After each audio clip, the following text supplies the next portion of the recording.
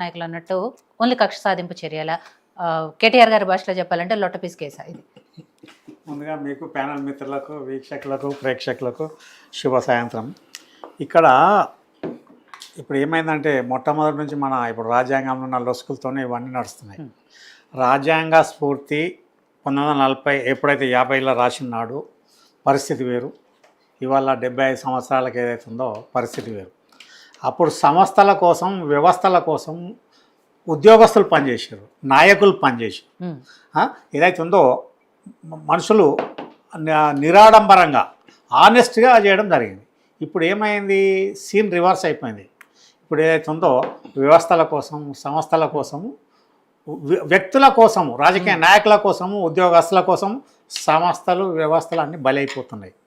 ఈ ఫెడరల్ స్ఫూర్తి ఏదైతే ఉందో అక్కడ పెట్టడంలో రాజ్యాంగంలో దాన్ని కూడా ఇప్పుడు ఈ బీజేపీ గవర్నమెంట్ ఉన్నప్పుడు సవరణ చేయాల్సిన పరిస్థితి వస్తుంది.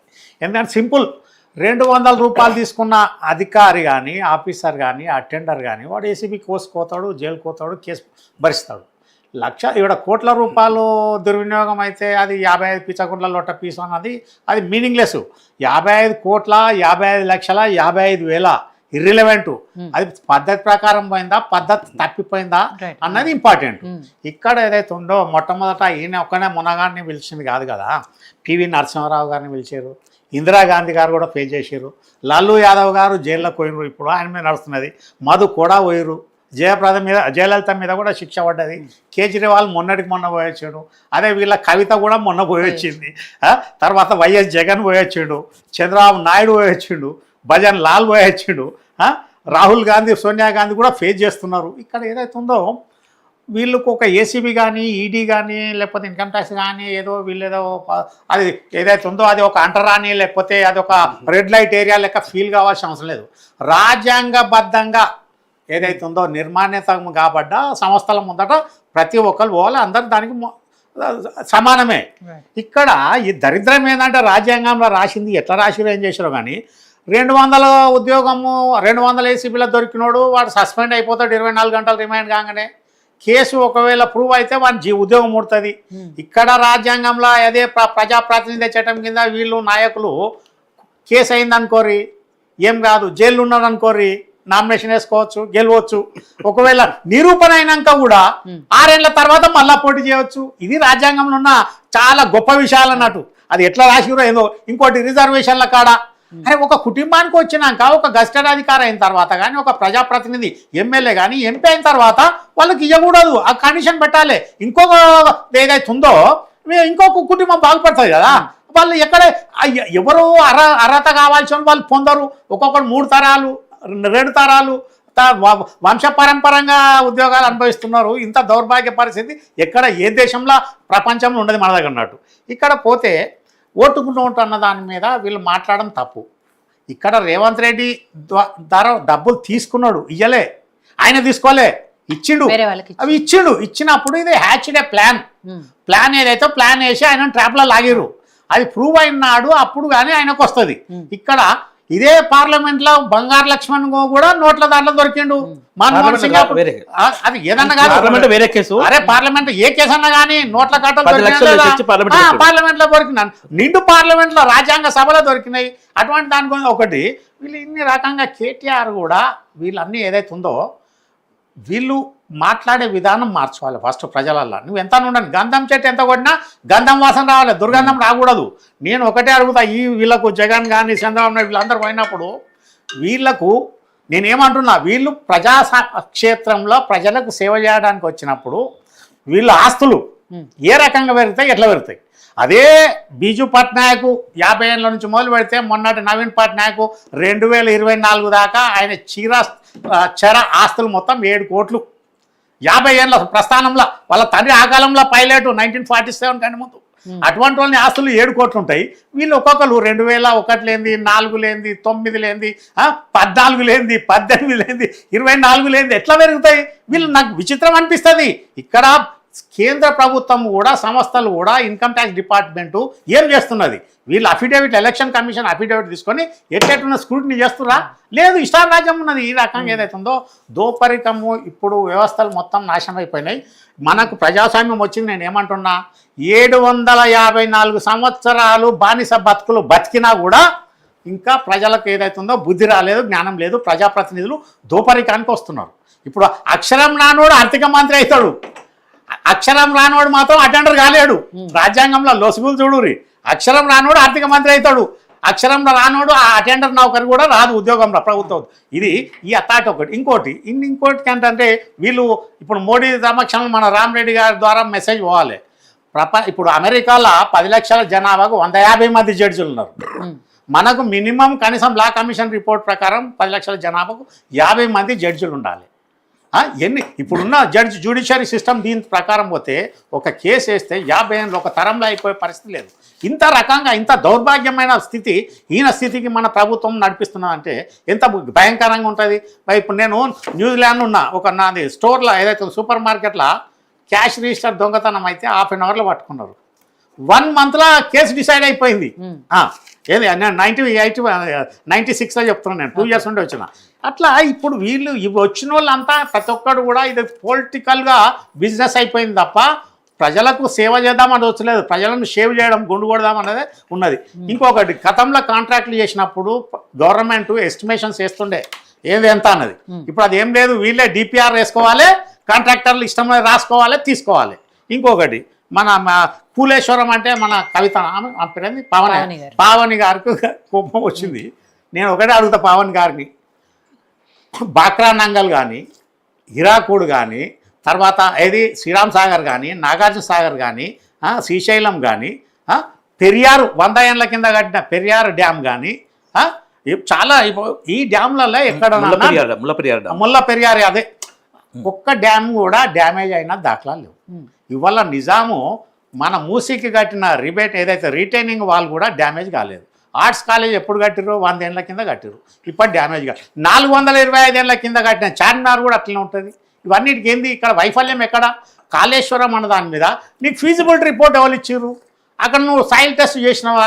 అది కోల్ బెల్ట్ కదా, అవతల మంచిర్యాల కానీ ఇవతల గోదావరి కానీ మొత్తం కోల్ బెల్ట్. అడుగు భూమిలో ఎప్పుడు కానీ కోల్ ఏదైతే ఉందో బొగ్గు లోపల అంతర్గతంగా అది మడుతూ ఉంటుంది. లాభాలు ఎందుకు వస్తుంది? అటువంటి జాగాల ఫీజిబుల్లా కాదా అన్నదాని మీద. ఇంకొకటి, లిఫ్ట్ ఇరిగేషన్ వేయాలంటే ఖచ్చితంగా వేయాలి. Lift irrigation చేయమనాలి. పంపింగ్ ఎక్కడ చేయాలి? ఆల్రెడీ ఫ్లడ్ ఫ్లో కెనాల్ ఉన్నది, ఎస్ఆర్ఎస్పీ నుంచి మొదలుపెట్టి సూర్యాపేట దాకా ఉన్నది. దాని మీద నువ్వు దాన్ని డిజైన్ చేసి ప్లాన్ చేసి రిజర్వాయర్లు కట్టి ఈజీ పంపింగ్లు అయ్యేదాన్ని తీసుకొచ్చి ఎన్నో 3 జాగాల్లో 4 జాగాల్లో పంపింగ్ పెట్టి ఇది ప్రజాధనం దుర్వినియోగం కాకపోతే ఏంది? ఇంకొకటి, మన పావని గారు చెప్తారు. పావని గారిని ఒకటి అడుగుతాం, ఒక మహిళగా సెక్రటరియట్ ఇనాగ్రేషన్ చేసినాడు గవర్నర్ గారిని ఆహ్వానించరా? కాళేశ్వరం ఇనాగ్రేషన్ చేసినాడు గవర్నర్ గారిని ఆహ్వానించరా? ఆమె గవర్నర్ ఒక అధికారం నుండి గవర్నర్ తల్లి చనిపోతే హెలికాప్టర్ అడుగు తీయలేదు. ఒక హోమ్ మినిస్టరు సీఎంను కలవనికి పోతే హోమ్ గార్డు వాపసు పంపించరు. ఇదన్నీ వాళ్ళ వైఫల్యాలు 12 రకాలు ఉన్నాయి. మేము ఇచ్చినాం ఇక్కడ. చెప్పండి పావని గారు. ఇప్పుడు అన్నగారు ఏదో విశ్లేషకులు చెప్తున్నారు కదా, సెక్రటేరియట్ ఓపెనింగ్ గవర్నర్ గారిని పిలవలేదని. గవర్నర్ గారి పక్కనే నేను నిలబడ్డా. ఆ రోజు గవర్నర్ గారు వచ్చిండ్రు, పూజలలో కూడా పాల్గొన్నారు. పూజలలో కూడా పాల్గొన్నారండి. ఏం చెప్తున్నారండి?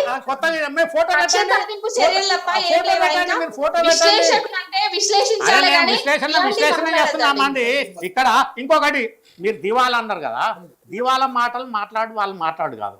వాళ్ళు దివాల్ కోరు 5 ఏళ్ళు సెకండ్ టర్మ్లా మొదటి తారీఖు జీతాలు ఇచ్చిన పాపాన పోలేదు.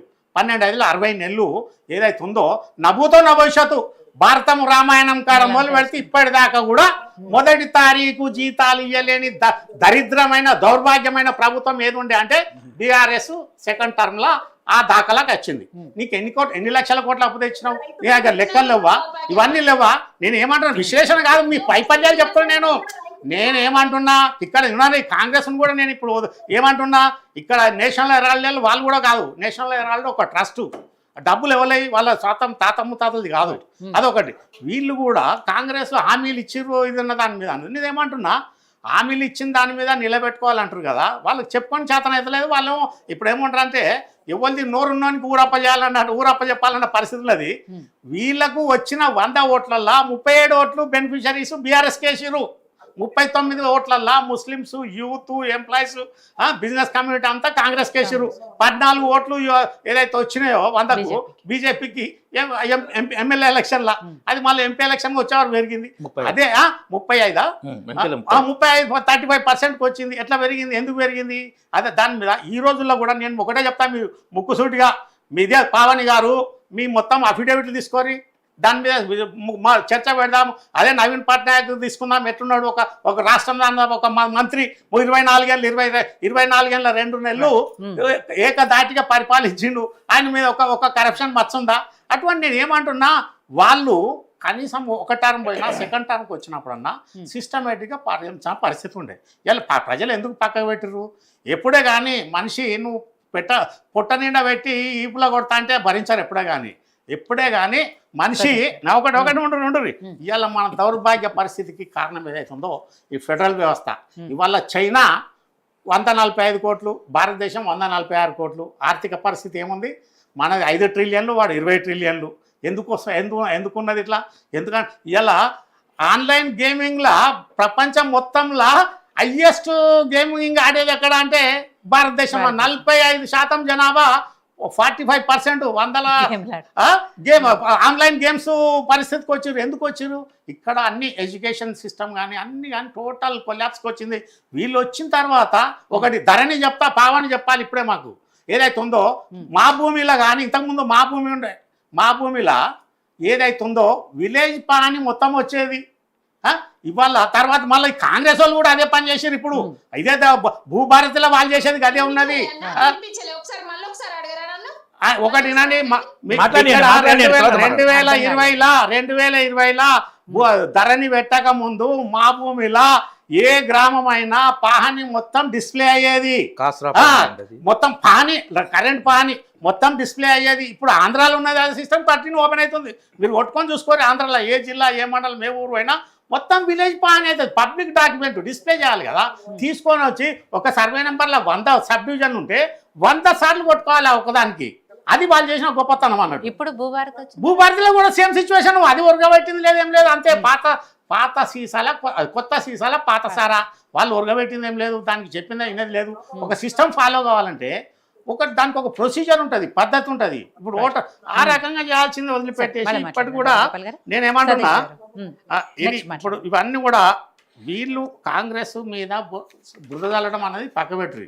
వాళ్ళు వచ్చి 20 నెలలు అన్నది ఆమె. 20 నెలలు ఎక్కడైంది? 18 నెలలు అయింది. 18 నెలల్లో 6 నెలలు వాళ్ళకు ఎలక్షన్ పోయింది కదా. పార్లమెంట్ ఎలక్షన్ అయ్యాక వాళ్ళకి ఎక్కడ కూడా చేతి ఇక్కడ మర్రుడు లేదు కదా. December 9 నాడు ప్రమాణ స్వీకారం చేస్తే మే దాకా కూడా ఎలక్షన్ కోడ్ ఉన్నది, ఏం చేయడానికి లేదు. అది ఒకటి. ఇవాళ రైతు బంధు ధరని ఇస్తలేరంటే 22,000 కోట్లు 100 ఎకరాలలో వాళ్ళకి వాళ్ళు ఇచ్చిర్రు. నేనేమంటున్నా, అది చెప్పాల్సిందే కదా పరిస్థితి. 22,000 కోట్లు 100 ఎకరాలకు, 100 ఎకరాలు ఉన్నవానికి, రాళ్ళకు రప్పలకు ప్లాటింగ్ అయిన వానికి, ఇండ్లు కట్టిన చాలా అడుగు చాలా కూడా వీళ్ళు ధరని ఏదైతే రైతు బంధులు చేయడం జరిగింది. ఇక్కడ ఏదైతే ఉందో వీళ్ళది ఒక సిస్టమేటిక్ ఎకానమీ డిస్ట్రిబ్యూషన్ కాలేదు. తెచ్చిన అప్పు ఇలా నేనేమంటున్నా, ఇలా 1600 కోట్లు 1500 కోట్లు పెట్టి సెక్రటరియట్ కట్టిర్రు, అప్పు తెచ్చి కట్టిరు కదా. ₹1 ఆదాయం లేదు దాంతో. ఉన్న సెక్రటరియట్తో నడుస్తుండే కదా. ఎందుకు నేను కక్ష కాదండి, నేను దగ్గర బంధువును. కక్ష కాదు, నా పేరేపు కక్ష కాదు. వాస్తవం చెప్తున్నాను. ఉన్నది ఉన్నట్టు అంటే ఊర్లు ఉండలేరంట. నిజం నిజం ఏంది నాకా? అల్లో తల్లి వ్యవసాయమా ఒకటి. నాగలికి ఒక్క నిమిషం అమ్మా పావన్ గారు, నాగలికి ఏముంటాయి చెప్పు. ఓ తల్లి పావన్ గారు ఒక్క నిమిషం పావన్ గారు వినండి. నేను చెప్తా వినమ్మా. నేను నాగలు దున్నినండి, నేను నాగలు దున్నా చెప్పాను. నాగలి పట్టుకునేది పట్టుగామా, పాలే రైతు బంధు ఇవ్వకుండా పాలే తర్వాత దానికి ఏదైతుందో